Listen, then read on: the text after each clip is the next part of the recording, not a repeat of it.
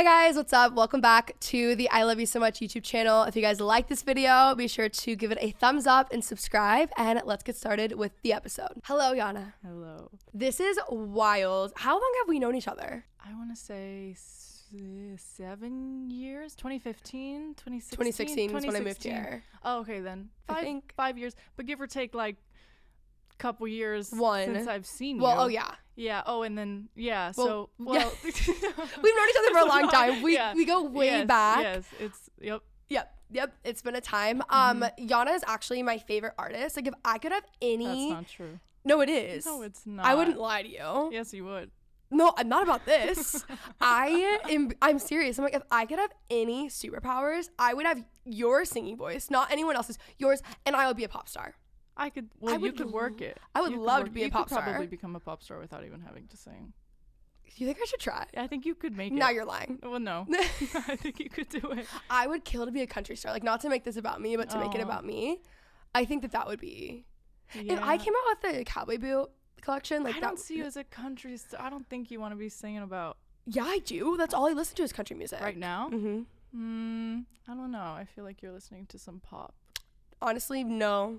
Really? You Hop Bops 2.0 on my playlist is all I listen to. Okay. But I do listen to, I love pop music. Yeah. But I want to be a country singer. Yeah. I find that I've thought long and hard about, my future in music. Casey?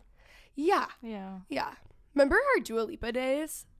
Like, way back in the day? Yeah. 2017? Yeah. Wait, what do you mean by Dua Lipa days? It was just like the peak when we of liked her. Yes. Well, not that we don't. But it was just when a time. We went to the concert. Yeah. Yeah. It was a good time. It was a good time. She's great. I really, really like her a lot. Yeah. Okay, so we're going to talk about everything. Yeah. We've been friends. I mean, like, we've known each other since I was 17, Probably. 18. So I didn't realize you had just moved here. I thought you had been here for a while. No, I had lived here for like a few months, maybe. Then how did you know the person that? Because I met him the month that I moved. In LA? Yeah. We didn't meet in Texas. How? Through Zach. Weird. Mutual friends, yeah. So that all happened really quickly. Mm-hmm. So we have seen each other in a lot of different life phases, eras, if you will. Mm-hmm. That time of my life doesn't even feel like it was the life that I lived. I agree. That's what I was trying to explain to you the other night. Yes. Like it's an out of body experience. I can't even remember what I felt like, who I was at all. I can't reconcile that. No, I can't either. In the slightest. I'm glad we're here. I'm glad it's over. Yes, I am too. I'm very glad. Okay. Yeah. So I want to talk a lot about, changing in your 20s. And we were like shivering. Yeah. And feeling like lost and confused and just changing your mind. It's just a very tricky time. Before that, I do want to go into a little bit of your background. Okay. I want to talk music. Yeah. I want to talk. It's so crazy too. We also have other mutual friends. I know. That was wild with music. Yeah. So can you give our listeners a little background on yourself? Okay. Born in Bulgaria. Living in Long Beach, California, baby. I don't know. Like I've been doing music ever since I was little. My mom put me in piano classes when I was 6 or 7, then vocal lessons, and I did these like boot camps when I was younger where she would send me to like a group of like kids that were essentially run by momagers who wanted to make their kids like pop sensations in LA. Kind of like my future. Well, no. Oh. It was kind of like, you're saying you want to be a momager. I could see that. I could see it too, maybe with like an actress or like or a country singer. Oh, I would die. Don't even put that in my head. That's not good for them. Well, you got to get with someone that can sing. You got to give them a chance. That's so true. You know? That's fair. Like, that's a good idea. 50-50. Yeah. It was kind of like a big scam, but like the whole boot camp thing, because it's just like people taking advantage of like their parents who want their kids to like be something, and it's like thousands of dollars, and like it's a hit or miss. Some people go on and like get somewhere, and others just kind of like fade out. But I did that for a little bit, and then I realized at some point, maybe sometime in high school, that I hadn't ever chosen to do it myself. Like like I was always forced to play piano or forced to practice my songs or forced to like perform in the living room, like whatever song I was singing that week for the boot camp. And I learned to like dread it. I was like, why can't I just be like every other fucking person? Can I cuss? Yeah. Yes. Person in my school who like doesn't have to worry about being that, you know, I just wanted to be a little more normal. And so I went to UCI, which you knew me during. That was I went to UCI. Yeah, you went to UCI. Yeah, you came down and like studied with me, which is a drive. I don't know why you did that. I'm just a really good friend. No. Thank you, Panda Camera. If you're watching on YouTube, you know. What is that?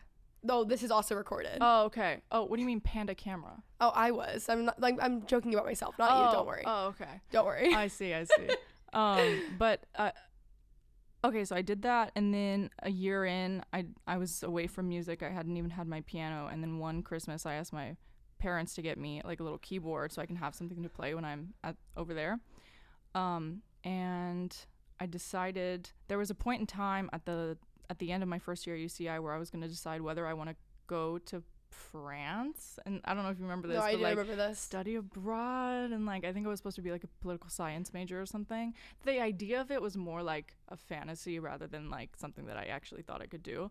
And I remember there was like I got an audition in my emails for The Voice, a casting call. Do you remember this? Yes, I was hoping you would bring it up. Yeah, of course I would. I don't care that much about it. But I got an audition, and I was like, I told myself, I was like, okay, if I go and I get past like the first round, then I won't submit my final application to study abroad, because I had basically filled it out online. The last thing I had to do was like submit the paperwork in person. And I was like really putting it off. So I was like, let me go audition for the Voice. Like, mind you, I've done those type of auditions like forever. Having the mom that I have, like I did a lot of those, a lot of no's, some like random yeses, but they just lead you down the no anyway. But this one felt different because I felt like I had like a passion that was sparked from me. And then I told myself, like, if I got a no, then I guess I'll go to France. Well, you know, yeah, France. hard life. Yeah, I know. But I went. Sadly, I remember having a cold. I was drinking like throat coat tea all day, and I sang the song "Elastic Heart" by Sia, and I remember like it was probably one of the best fucking auditions I've ever had. Like, I remember feeling so good about it. In The Voice, you have this thing where it's a casting call, kind of like a cattle call, but it's more intimate than all these other shows. Like, it's more like 3 producers at the end of a line, and you're lined up with like 10 people you were in line with, and you all kind of sing for like 90 seconds. And I just remember feeling good. Like, I was like, hell yeah. And then they tell you to wait outside when you're all done, and then they'll call like whoever back in, if it's a yes. And it was a no, and I remember feeling like really heartbroken. I like called my mom to pick me up, and we were driving home, and she was like, well, there's your answer. And I was like, I don't want to go to UCI anymore. Like, it was just a bluff. Like, I don't want to continue. I could have, but why? You know, I wasn't happy. And so a couple weeks later, I found Berklee online, which is like Berklee Colleges of Music in Boston online version, because I didn't want to go all the way out to Boston to do music. I still wanted to stay here, and I could get a degree and make my parents happy. So I switched out of UCI. I went back home, and I just did online. And then... Well, hold on. You really breezed over. That's a big change to make. And it's a lot scarier to do than, like, I think it's a harder change to make than you. I think it even felt for you. Yeah, probably. I just think I was at this bland point in my life for so long, and no one was telling me, like, Yana, why are you doing this? Like, I remember you and Sean were my closest friends at the time, and you guys were just like, yeah, she's studying French. No one, like, because hit me in the head. Your past things with music, you were so, at that point, you did not want anything to do with it. That's true. So I was like, sure. And you were doing really well in school, really smart. And I was like, okay, yep, this is what she wants to do. And she, like, you I was hid convincing. It. Yeah, you hid, and no one even knew about the voice stuff. Yeah. Like, you're sneaky is what you are. This is true. I just, like, I didn't want to, because every time I brought it up that I did something like that, or I liked doing music, it's always like, where's your shit? Well, it's not here right now, because I'm kind of avoiding it, and it's not a fun thing to answer. Yeah, that makes sense. But when I jumped back in, it was mainly because it wasn't even to be an artist at the time. It was to be a songwriter, because I wasn't, like, confident in myself at all to be the face of a song, you know, or whatever music I was writing. And then I guess it was a big leap, but because I had spent so much time in the past in the same environment, it was easy to go back in. Yeah. But I definitely don't regret it at all. Even though, like, things are up in the air and they're slow and steady and you don't know where the fuck they're going in an industry like this, it's much more satisfying than, like, being 35 and thinking, like, why didn't I do that? I think about that all the time, and I get so many messages of, like, this is what I want to do, but this is where I'm at. And like, chances are, if you are in your 20s, or really just in general, like, right now, you most likely have the least amount of responsibility you will ever have. So now is the time to make the jump. Yeah, to actually get on your ass and do shit, rather than being like, oh, you know, like, tomorrow's another day, we can do it then. Because, like, I don't have that many finances right now. I don't, like, I'm in the same situation kind of that I was when I was going to school, because Corona kind of, like, made it a little difficult to move out and be comfortable like that. Like, I'm at home, and I think that as much as it would, like, benefit me to leave, which I am planning on, right now it's like, why would I suffer when I have a good relationship with my family? And I know that eventually I want to make the step, because there's a difference between being in Long Beach and driving out here for everything that I do, and actually being in the city and, like, living in it. You know as well as anyone that, like, I've, you know, driven. Yeah, I be driving up here a lot. Yana is the designated driver, and I don't even mean designated, like, drinking wise. I mean, like, she is just the friend that drives everywhere, and already makes the drive into the city. I want to talk about the transition from wanting to be a songwriter to becoming an artist, and obviously that's a lot of confidence. Like, how did you get to that point? Okay, so this kind of comes into play with the people that we both know now,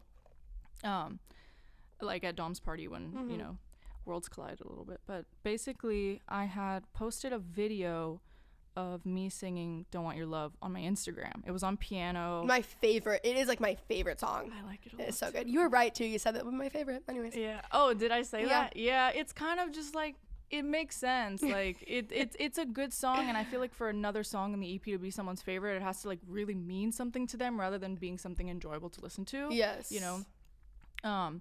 But basically, I had posted it, and people were just like, cool song, you know, like, it was a nice reaction. And at the time I was working on a song called "Smoking." Do you remember that song?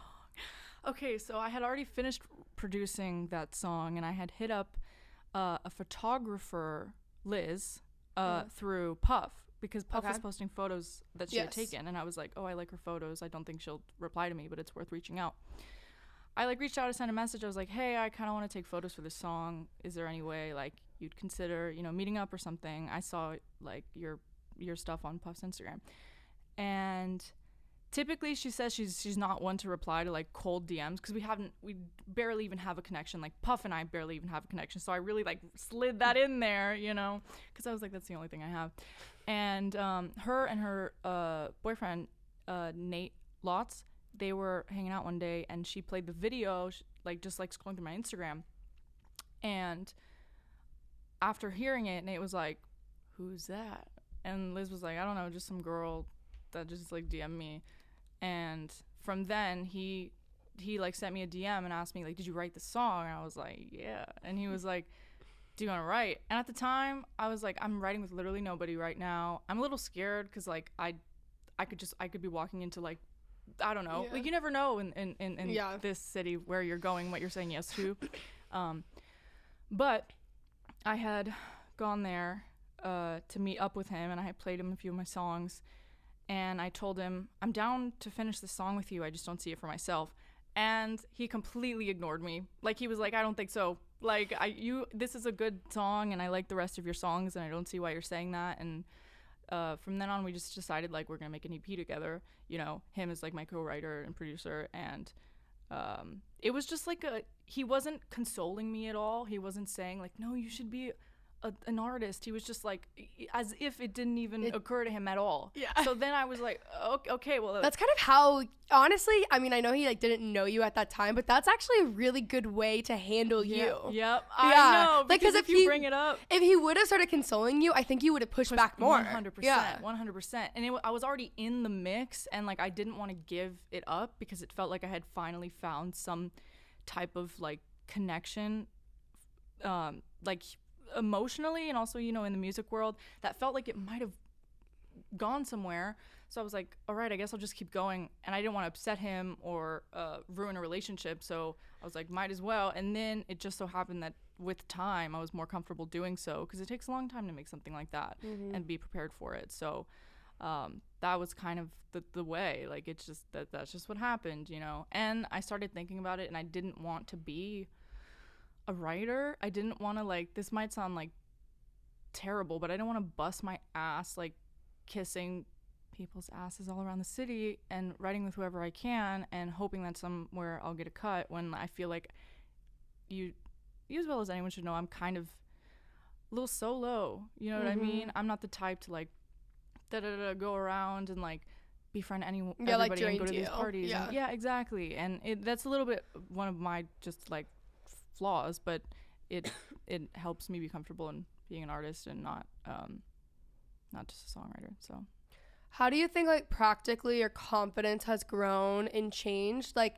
through that? Because it's like obviously slow and steady, but you also have to like switch it to where you like believe in yourself as an artist, and that's a really personal thing when it is literally you, not necessarily you and your abilities. You know? I think it's different every day. I'm sure you can feel like that too. Like, and the difference in environments, for example, when you're in LA versus when you're in Dallas, I'm sure the work-life balance is a very hard thing to achieve, you know? And your family is over there, and your close friends that make you remember what your life was like before you started doing YouTube. So it's like, I think it comes and goes in waves. It's different now than it was before, because now I'm actually surrounded. I'm not just like holed up in my room writing my songs and not actually like seeing myself out there releasing it and performing it. But I think the more time I spent in that mindset, it's just you just have to learn it. It's like a habit, you know. Because if I can believe in myself all I want, but if I'm not doing anything about it, like if I'm not going and writing songs or busting my ass to promote or like getting the word out, then what does it matter how much I fucking believe in myself, you know? Ed Milet always says, and I say this on the podcast all the time, like confidence is built over, why am I butchering this, guys? I've been recording for like 12 hours. I'm losing my mind. Okay. But it's basically like confidence is essentially trusting yourself. So over time it's built by making small promises to yourself and keeping them. Yeah. So exactly what you're saying. It's like, well, yeah, it's like I can. One day you wake up and it just happens overnight. It slowly is.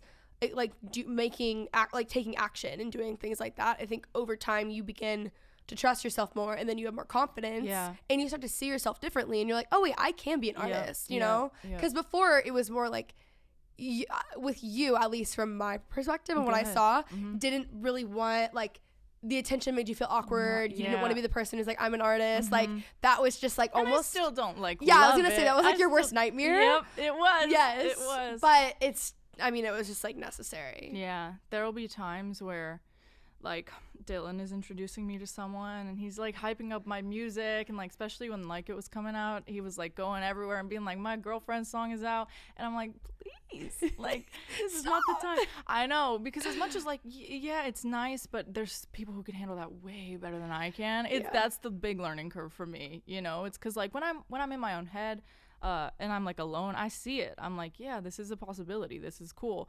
But then when I'm out in the world, you start comparing, you start looking at other people who are way more outward in their confidence. And it can definitely get into my head a little bit. But in the past, yeah, it was my worst nightmare for sure.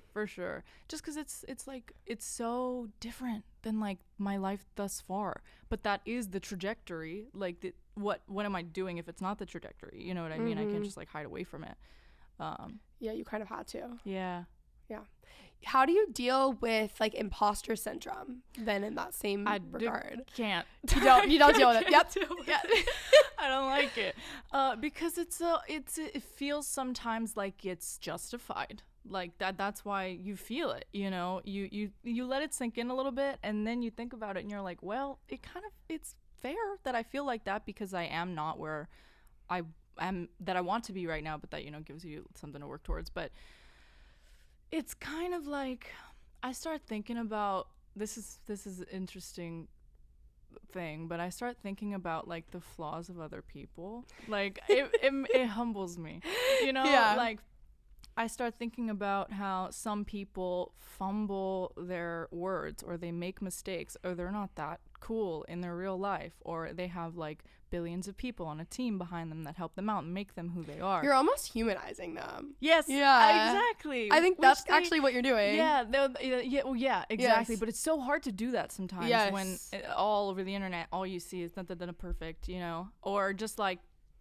it's cool, and you don't see yourself in that world. It's easy to be like, well, they were born like that. Like their life, it led up to that. That was inevitable, you know? So I try to think about it like that. And like, it's nice also having like friends and family around you that like believe in you and don't like kind of put you down for whatever your dreams are. Because then it's like, yeah, you guys are my friends and family. You're kind of obliged to say this.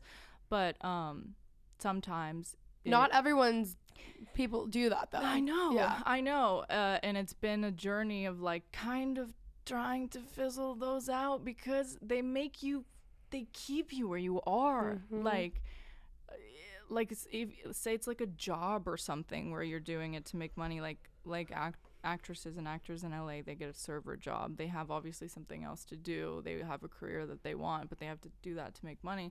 But if you like get sucked into that lifestyle with those coworkers, that's such a good point, who are not doing anything similar to what you're doing, and you're not surrounded by that, it's easy to be like, well, this is where I belong. And I'm sure we know a lot of people like that. You know what I mean?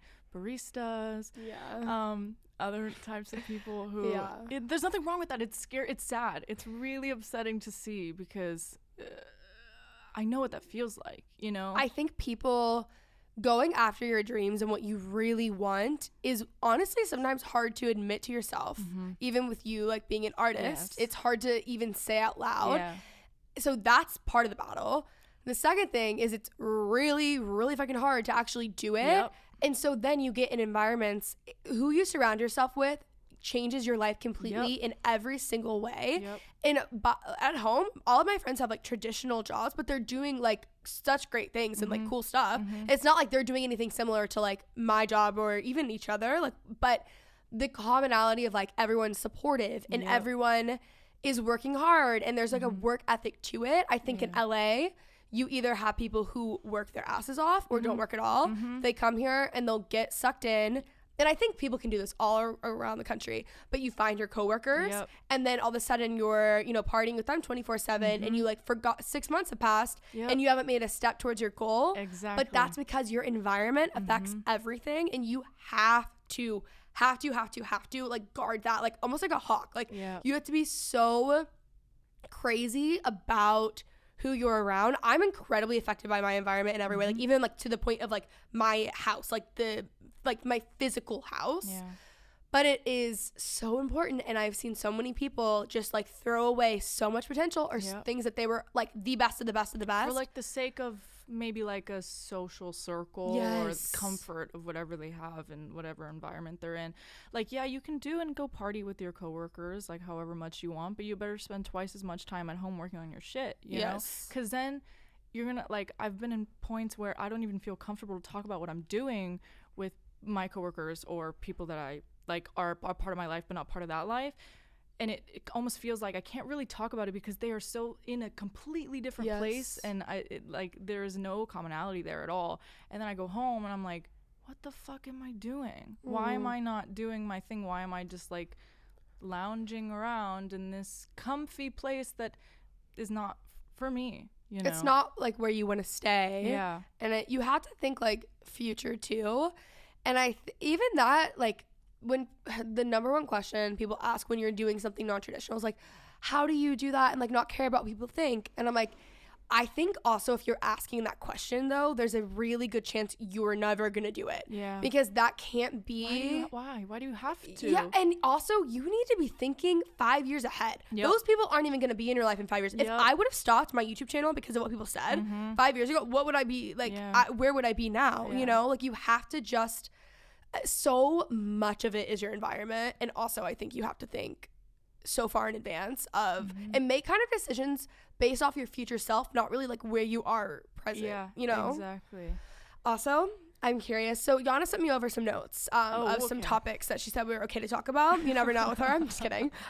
So Don't Want Your Love the song. I feel like Zach sang right now. Like I love Zach sang. And that is what I feel like right now. She said, AKA 5'7" bumble boy turned demon. Yeah. So I'm curious to know just the background story of that. And by the way, I think we've all had a 5'7" boy. Yes, I feel like that demon. Height is just perfect. It's so specific because it's so correct. Yeah. It's so spot on. I know. I don't know why, but the amount of times I've seen that height referenced on TikTok, it just makes me want to crawl out of my skin. I don't feel like I'm alone though. So many girls, so much trauma. So unnecessary. Much trauma. You didn't have to go through that. No, and we're going to stop you right now. Yeah. Right now, what Yana's about to tell us, I think it'll be the push that you needed to unmatch with this man. Okay, well, I don't want to say it's because of their height. It just happened to be this was like a terrible experience. But to put in perspective, I'm 5'8". I don't have an issue with like, you know, dating. We're kidding about the height. Yeah. Guys. Yeah. Well, I'm not really like I'm not like. We're not kidding, but it's not that deep. It wasn't for me. Yeah. But basically, I had you knew me at this time. I was going on. Oh. Okay. You knew me. You know exactly what I'm talking about. Okay. Yeah. So this was in 2018. Yes. I was going on like Bumble dates, trying to meet somebody. At the time, I don't remember. I think I was already at Berkeley Online. You were. So there was no form of social connection, and I don't think I had a job at the time. It was right before I started working, so I was just like, all right, let's go on these dates. I had met someone from Bumble. I didn't know at the time that he had just gotten out of like a 4-year relationship, and I thought maybe it was like 2-3 months because I feel like that's what he was telling me, but it was 2 weeks, and And it's crazy how the lines get blurred when men quote communicate. Yep. Yeah. And also, I think that if I'm not mistaken, this was my first like date. I think it was it was the first time I had ever mentioned to you that I was dating rather than just having like crushes. I'm having like real flashbacks to this now. Okay, I never made that connection. Yeah. So that just saying that probably explains why this song was written for a situation like that, which lasted literally no more than like a month tops, but because it was my first experience of like having something like that or potentially having something like that. You see it everywhere. You see your friends get in relationships. You know what a relationship is like on the outside, but once you're in it, it unlocks this feeling of like, oh, I can have it, you know, like for the entire time probably that I was friends with you, it never really crossed my mind. I didn't believe in myself. I couldn't see myself dating anyone. You couldn't see me dating anyone. I remember at the time. This is true. I remember at the time. It like, I'm sorry. It rings in my head. It's totally okay because I felt the same way. Yeah. You know, like it was a bummer to hear it, but it just goes to show how I was like pushing myself out there. You were really closed off though. I was. And that was what I would have meant by that. Like at that point. Yeah, but that's because I didn't want to be open. There was nothing I wanted to open myself up to. I mean, no one had come that was worth that either. Yeah, and I like wasn't comfortable being in a relationship with anyone. Like, I had my little like crushes here and there, but when it came down to like the nitty gritty, I was like, there's no way I can be in a relationship with this person. Like, I can't be open with them. I don't want to spend that much time with them. I'm just fantasizing about them. Was it fear of like vulnerability? Oh yeah. Okay. Oh yeah. Like it was, I didn't feel like I was developed as a person. I did not like my body. I didn't like where I was in my life. Like, I didn't feel like I had anything to add. Even though I yearned for something like that, there was nothing for me to give. So when this came around, the connection was there, like, emotionally, like it everything flowed. He didn't want to make me vomit. Like, I totally get what you're saying. It's like either there or it isn't. Exactly. Yes. And you don't know until you do it. And so that was kind of what made me disregard the fact that he was shorter than me. And and I thought he was like a good person. I cared about him, you know. And I remember we went on like a few dates. We went to the beach. We like went to a fast food restaurant, and I just remember it being really dramatic. Like, he was having his ties to his ex, and he felt like he was betraying her for some reason, which I understand completely, but I had not known up until like a couple dates in that, like, oh shit, you're like fresh out of a relationship, and I had no idea what that was like. I was just like, 4 years, you know, whatever, like, it's fine. All right, moving on now to me. Exactly. So there was like a lot of dramatic phone calls overnight, and like even discussing like the morality of meeting up, which is so dumb because he was single, you know, but clearly he wasn't, like, on the inside, you know. And there was he had a radio show. Yes, I remember this.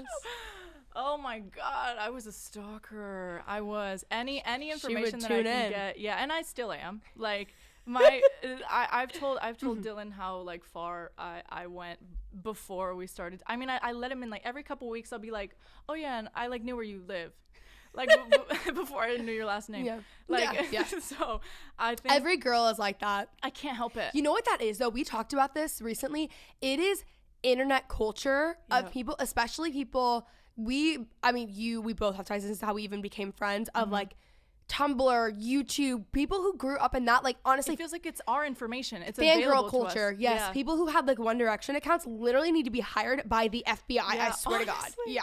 Honestly, it was like, it felt a little wrong, but I like. Well, that's for another. We can talk about that in a second. But with this dude, he had like a radio show that he was doing for the school that he was in, and during the time that we were dating, he had me tune in a couple times, and there was one time about a couple days after we had like said we would take a break and like reconvene after the weekend, whatever, I decided to take it upon myself to go listen to his podcast. On Friday night, I was at your house. You were having a party, and I literally left the party to go to my car, put on his show, and listen to it because I'm a psycho. And because I was like, this was like my sign to tell me, should I reach out after this weekend is done, or is it over, you know? And there's not that many listeners on that show. Like, it's maybe 4 tops a week. It was just something they were doing for fun. And I remember he had mentioned his ex-girlfriend for some reason, and he didn't refer to her as his ex. So that was like, oh, well, maybe that was a mistake, you know? Oh my God, you probably misspoke there. Yeah, exactly. And like the previous weeks, he had always like mentioned a little like quirky, cheeky is a better word, thing or two about us. So I knew kind of like things were going good because he was not like brushing it off. And this time, not a single word about it. And I even remember I had shown him one of, this is fine to say. Sean was releasing videos at the time, and he had like a title called like the most important announcement of my life or something. And I think I was watching it with him at the same time. I was like, this is my friend, like he's doing whatever.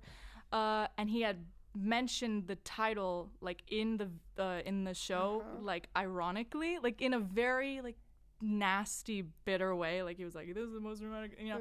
And I heard that and I was like, whoa, that's a dig. Like that is a dig. And I remember just leaving the car like, well, good thing I heard that, because I probably still would have called either way, you know. I remember you were probably like, you probably shouldn't go do that, but I did it and like went and go listen to the show. I'm glad that I did, but also I'm not, because I was so hooked. We never spoke after that. I remember maybe sending like a sorry or something because I'm dumb, you know. Like I was probably thinking like he would reply and be like, it's okay, like what are you doing, you know. WYD, literally Wiggy face. 2 a.m. Yep. That was like in September of 2018. December of 2018, still thinking about him. That's when I wrote Don't Want Your Love. And it probably took me another like 6 months to get over that, maybe even longer, because it was like I didn't have anything else, and I was like, what this could have been something. Like once you get a little taste of that, yes. You're like, wait, you like kind of showed me that I can like maybe be liked. Can I be loved? Like that wasn't a feeling that I had at all, and it was so hard to get over that. Even though now I'm like, that's not something that I want at all. Like that we weren't right. And when like now that I have more dating experience, now I can tell, like you start to know like what kind of people you're interested in, you gravitate towards, and that was not that. It just happened to be the first. And on top of that, I will say, like dating insecurity in general is just such a thing, but I think it's sometimes harder to get over someone that you didn't see for that long than someone that you dated for 2 years. Yeah, I've heard this. Yes, because you've seen that play out. The up and down, you know what it's like. This is like, well, we didn't have a down yet. So like, are we going to have a down? Like, exactly. Let's try it out. And then you just make it all up in your head, and you act like that relationship is what that was, and it wasn't. So it's actually can be a lot harder to get over something that was maybe a few months over a year. And it's really painful. Like people don't talk about how like awful the yearning is. Like it keeps you from exploring anything else, or like not stopping to talk about them or think about them, even though there's nothing there at all. But I think eventually I just got over that with time, not because I decided, oh, now's the time to stop lurking. I probably didn't stop lurking for months because I like needed to know, you know. And I'm pretty sure he had like blocked me on Instagram, and like I think he like posted with the girl after that. He did. Yeah, he posted with the girl because he went and visited her, his ex. And then like sometime a couple months later, he had started dating someone else. I really hope like that he doesn't watch this, because he's gonna think it's okay, but like maybe I do, because it's been so long that it's not a part of me anymore. But he probably would have had no idea how much it affected me, you know, because of the way he was like so nonchalant about it. Like I don't think he would have he would have realized the effect on you. Yeah, I don't think so. Like he didn't know about my psychopath tendencies yet, so it was still early in. Exactly. It was early in. Exactly. This one I have now, he's aware. He's a little uncomfortable, but not uncomfortable enough to break up with me. So, okay, I like that. I feel like that is it's healthy, right? Yeah, that's healthy. Like I feel open enough to talk to him about it, and he's like, that's a little okay, it's fine. You know, like a little bit weird, but okay. Yeah. He's more flattered than he is creeped out, you know? That's exactly where you need him. Yeah. Keep him there. Exactly. I want to talk too about like your confidence growing, because even like when we've had one falling out in our friendship, and you in that period of time, I don't know, we didn't talk for like how many months? Maybe 6? Maybe 9. 9. Okay. 9 months. And then after that, when we like talked again, we were just in like such different places. I mean, we both obviously grew so much. Yeah. But you, out of anyone I know, I think you were just so obviously like very comfortable with yourself and just like so much more confident. Yeah. And I know we've talked about confidence like career wise, but I feel like with you, it's a lot deeper than that. And you've just grown and changed. Obviously we all have, but I just have known you for so long time. And that's I think about, I mean, like myself to 18 to 24, different person, you know? So what was that, and like feeling lost and confused, and like 20s are hard. Yeah, this is interesting that you mentioned that I found some like newfound confidence then, because I think I was probably the same person, but I knew we had an interesting dynamic for a very long time. And I think after the 9 months apart and then whatever got us back together again, I remember the reason of the falling out. So I just tried my best not to do it. Like, that's my honest answer. I don't think that I honestly was like, because the change from like the last time I saw you to now is like completely different than whatever like minuscule change I had made then. I think I was just like, I don't even know, like what was I doing in my life? I stopped going to UCI. Maybe that was like a big thing. Well, even then, I just think you're so much more confident. Like, you're so like comfortable with yourself, and like Yana at like 18 would never have, even like, I mean, I know I'm bringing it back to like career, but like music and like your relationship, like everything about you is just so different. I think like a lot of that comes from like just being tired of not doing anything and not getting what I want. And a big reason for that was the weight loss. It was big. It's a lot bigger than I would like it to be, but it was very important for me. And for as long as you knew me, it was something that you knew that I wanted to do. Like, it's like, I can't say that it's because I like grew up and I went through some like A, B, and C to feel the way that I do now. But like, looking the way I wanted to look helped me feel confident in relationships, helped me see myself as an artist, helped me feel comfortable around friends, like not feel like I'm like an outcast everywhere that I go. You know, it's not that like I wanted to be this size to be an artist, because that's not, like, no one really cares about that now. People do care, but it's like if they speak about it, you just get like, you know, thrown in the trash. So I think for me, I needed to change how I felt about myself, because like all I got is this, like it's not just how I feel or what I say, like it's how I present. And I couldn't see myself doing anything that I wanted to do with the way that I looked back then. And it's like it's a completely different world. Like, and I know some people, like, I know I told you in the note, like, feel free to ask anything about that. And that's because I know that some people, like, transform physically and they kind of want to forget completely. They don't even want to mention it at all. They don't want anyone to be like, you look amazing. It's like, oh, I've always looked amazing. Like, when in reality, like, they work their fucking asses off to get there. And it's something that, like, depending on who it is, like, should be talked about, because it's really hard to do, and it's like it can affect every single part of your life. Not like make it better. It's not like, and now I got a boyfriend and now I think I could be a singer. Like, it's just, because there's still days where I have like insecurities in all those fields or areas of my life, but feeling better about me and my skin does a lot, you know. Well, you also like made a commitment to yourself. Yeah. And you like saw it through. Yeah. I think sometimes, that's probably true, because when I knew you, I was like, had a personal trainer, but like eating Cheetos every day. I remember we were like doing workout classes and like doing, I remember you probably knew that I wanted to change, but it just wasn't happening for me. And then one day I was just like, well, when am I going to do it? Like, when am I going to do it? You know, did anything surprise you about the like journey? Did things not change? Like how, like just how I feel about myself on any given day. It's not like I look hot, like time to go conquer my dreams. It's like I feel, I'll still have my like bad days, or I'll still feel insecure about like being an artist, and then I think, wow, I really thought this would like go away when I look different, you know. So it's still, it's not like a like a magic thing. Yeah, exactly. It wasn't like an overnight magic mental fix.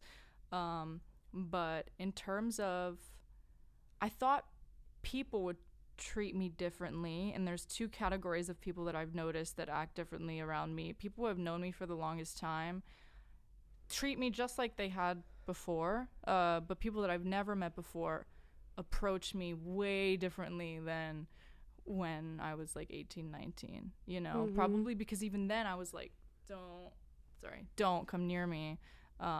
Like, I wasn't open at all, and I didn't really want to talk to anybody, or like I didn't feel like it was something to like someone to spend time with. Was it like a self-worth thing? Yeah, 100%.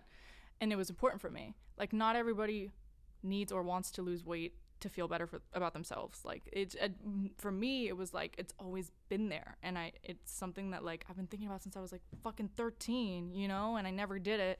And then I was like, let me just like try to get there, and it happened, and it took a lot of time, but I feel better about it. Well, I think in the way that we were saying, like, who you surround yourself with changes everything. It's also like your relationship with those people matter. Your relationship with yourself is like the number one thing. Yeah. You know, and you have to, like, I think your relationship with yourself changes all the time, and it is something you really have to work on. And I wouldn't have ever said I didn't have a good relationship with myself before. And in the past year, when my relationship with myself has just gotten so much better, I've noticed all of the changes. This past year? Yeah, what do you feel has changed?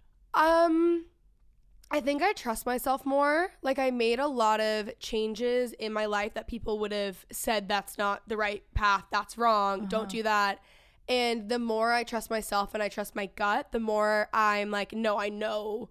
And like, I'm the first to be like, I'm wrong. Like, that was not the right move, whatever. But like, over time, as I've been able to like trust my gut, and truly, I just like myself as a person, I feel like I glow. Like, I feel so much better. Whereas before, I think maybe I even trusted in ways that like mentors, people that like I look up to, I would have trusted more what they had to say, which can be a really good, helpful thing. And that can definitely, lead you, that can be a great thing. But at the end of the day, like, you have to listen to yourself. And I think I just started listening to myself, and I made so many changes. Yeah. And then that ultimately, I'm like, I am the happiest I've ever been and the most fulfilled.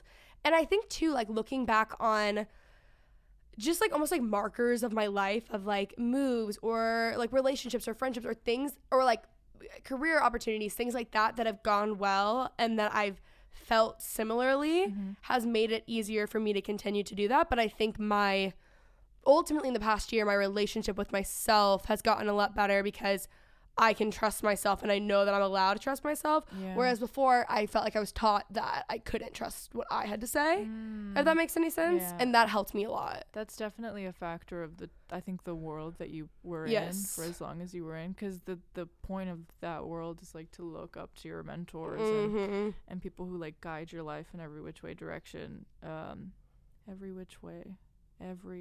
direction. Yeah. And I'm glad that you found a way to be able to listen to yourself, because I feel like for the most part, you know what's good for yourself. Yeah, that's why when I say that to people, like I've been talking about that today a lot.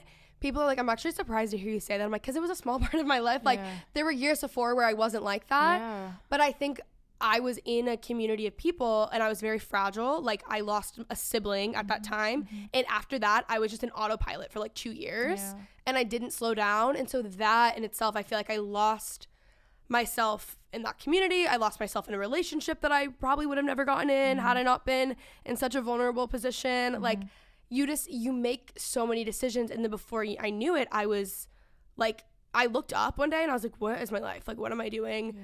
I don't feel like I'm me. But I was just numbing things for so long and I was so busy that I wasn't paying attention. I was ignoring myself for like 2 consecutive years. Yeah. And that's how I got into those situations, you know? I'm definitely glad that you moved to Dallas. I think it was a very good move for you. I agree. Are you still going to be do you record podcasts there or only here? I do some there. Okay. Yeah. But okay. I batch record and then I'll go to like New York and stuff too. I see. Yeah. I see. So it's gonna be a continuous thing for you, like back and forth. Yeah. Yeah. It's way better for me. Oh yeah, I bet. Yeah. Are you ever gonna get to a point where you just say like, I do podcasts in Dallas, that's it? Probably not. No? I like the travel to people and like you can't get certain people to yeah. I mean, I have to be like Joe Rogan, so like that's true. It would really be something, you know? You can get there. I mean, yeah, I'm like, wait a second. Yeah. I'm working on my limiting beliefs this year. Good. So I didn't realize I had those. No, I don't use my passion planner. I use a Google Calendar, and it is more psychotic than my passion planner has literally ever been. Okay, we've been recording for like almost an hour. Okay. Wow. Didn't feel like that. No, it did not feel like that at all. But this is a really great episode. Thank you for coming on. Yay. Where can they find you and all the music? And also, is Crybaby ever gonna no cry over? Yeah, I'm sorry. Probably not. It's okay. Probably not. Maybe. I'll say maybe. That's one of the songs that I feel like could like blow up on TikTok. I see every time that I play that song for someone, they're like, "You're dumb," and I'm like, I know. It's just I have like a memory of playing that song for the person that I write my music with a few years ago, and like him being like, this doesn't feel like it's right for you right now. Maybe sometime later down the line, like you've heard the song, it feels like a song that maybe can be like performed for an arena and not for like a little like 50-person venue. It sounds like a fucking Lady Gaga song. It's not necessarily your vibe right now. Like, I get it. Pop at the moment, but it's a good song, and I like it, and there's still part of me that wants to be like the songwriter, you know. So it's just there. It's in the vault. It's really good. Thank you. So where can they find you? Yes. Okay. Instagram, Yana Ted. Twitter, I don't do shit on there, but Yana Ted. And Spotify and Apple Music, I think I'm just under Yana, my first name. My song "Don't Want Your Love" is out. It's a fun one. It's probably my favorite on the EP. It's my favorite. My dad the other day was asking who I was recording with, and I was like, "Oh, Yana." He's like, "Oh my God, Yana Ted." I was like, my God. He knows. He keeps up on Instagram. So, anyways, thank you for coming on. Thank you for having me. All right, guys. I hope you enjoyed. If you did, let me know by giving it a nice thumbs up and subscribe for more.